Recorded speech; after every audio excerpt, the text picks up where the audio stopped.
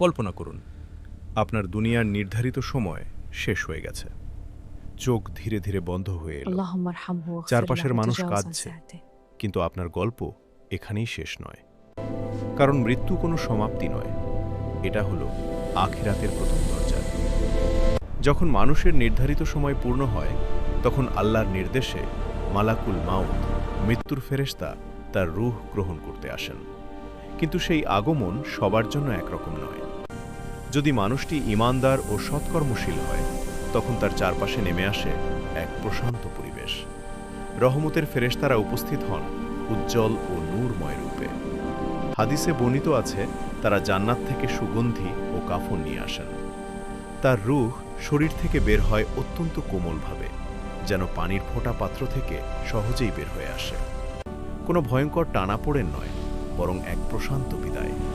তারপর সেই পবিত্র আত্মাকে জান্নাতি সুগন্ধিতে মোড়ানো হয়। এরপর ফেরেশতারা তাকে নিয়ে আকাশের দিকে উঠতে থাকেন। প্রতিটি আসমানে অন্য ফেরেশতারা জানতে চান, এই পবিত্র আত্মা কার?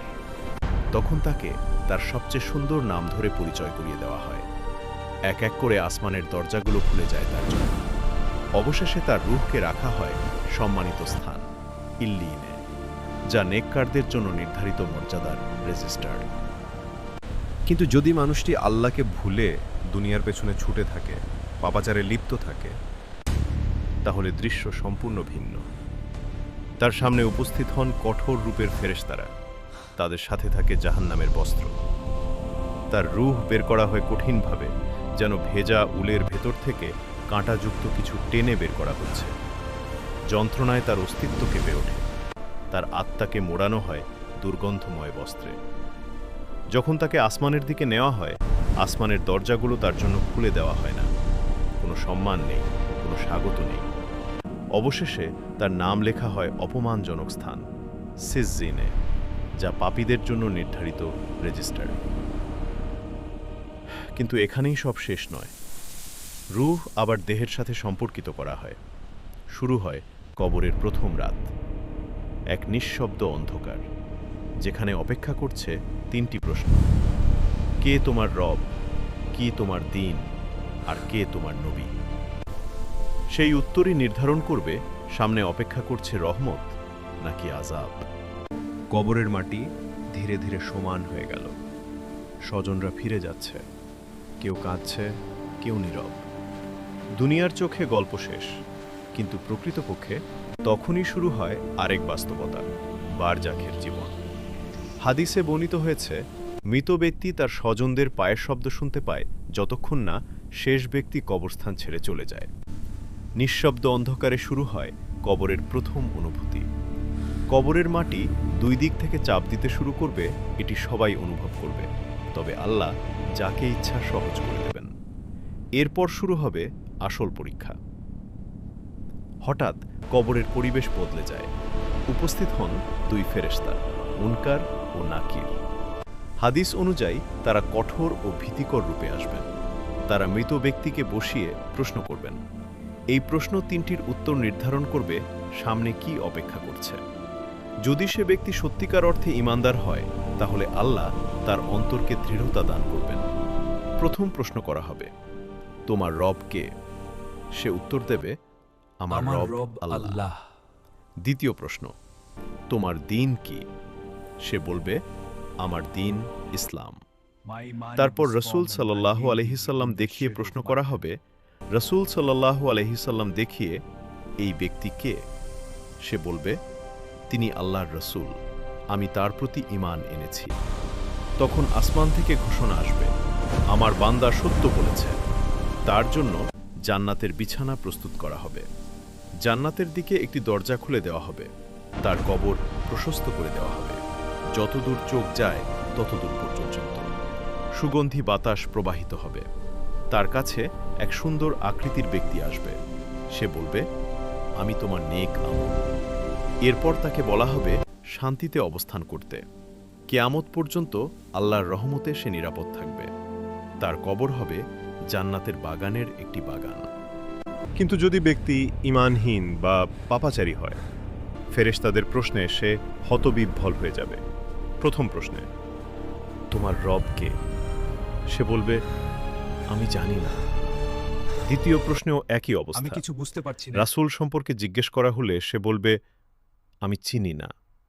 তার জন্য জাহান্নামের বিছানা প্রস্তুত করা হবে। জাহান্নামের দিকে একটি দরজা খুলে দেওয়া হবে। অগ্নিগরম বাতাস ও কষ্ট তার কবর ভরে যাবে। তার কবর সংকুচিত হবে। তার সামনে এক কুৎসিত আকৃতির ব্যক্তি আসবে।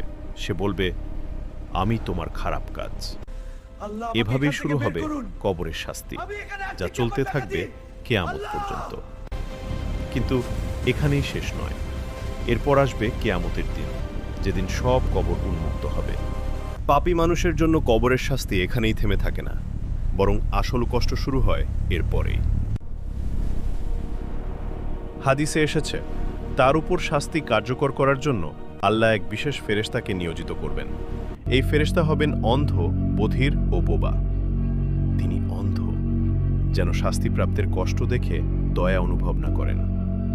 তিনি বধির, যেন আর্তনাদ তার কানে পৌঁছেও কোনো প্রভাব ফেলতে না পারে। তিনি বোবা, যেন কোনো কথা বলে শাস্তি লাঘব করার সুযোগ না থাকে।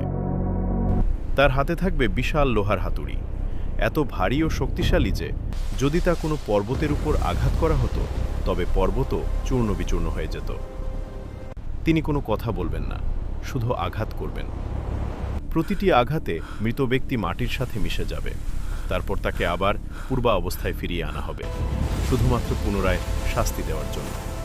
তার চিৎকার এত ভয়ঙ্কর হবে যে মানুষ ও জিন ছাড়া অন্যান্য সৃষ্টিজীব তা শুনতে পাবে এবং তারা আতঙ্কে কেঁপে উঠবে। শুধু তাই নয়, তার কবরের ভেতরে ছেড়ে দেওয়া হবে ৯৯টি বিশাল সাপ। সেগুলো হবে অত্যন্ত বিষাক্ত। বর্ণনায় এসেছে, তাদের একটি সাপ যদি পৃথিবীতে নিঃশ্বাস ফেলত, তবে কোনো সবুজ উদ্ভিদ আর জন্মাত না। সেই সাপগুলো কিয়ামত পর্যন্ত তাকে দংশন করতে থাকবে। কবর তার জন্য পরিণত হবে জাহান্নামের এক গভীর খাদে। অন্যদিকে ঈমানদার মানুষের কবর থাকবে প্রশান্তিতে পূর্ণ। তার জন্য তা হবে জান্নাতের বাগানের একটি অংশ। সে শান্তিতে নিদ্রিত থাকবে কিয়ামত পর্যন্ত নিরাপদ অবস্থায়। কিন্তু কবরই শেষ গন্তব্য নয়। এরপর আসবে মহাদিবস, কিয়ামত। তারপর হাসরের ময়দান, আমলনামা, মিজান এবং পুলসিরাতের পরীক্ষা। কবর হলো আখিরাতের প্রথম ধাপ। সেখানে মানুষ তার দুনিয়ার জীবনের প্রাথমিক ফল দেখতে শুরু করবে। কারো জন্য তা হবে শান্তির আবাস, আর কারো জন্য হবে শাস্তির সূচনা।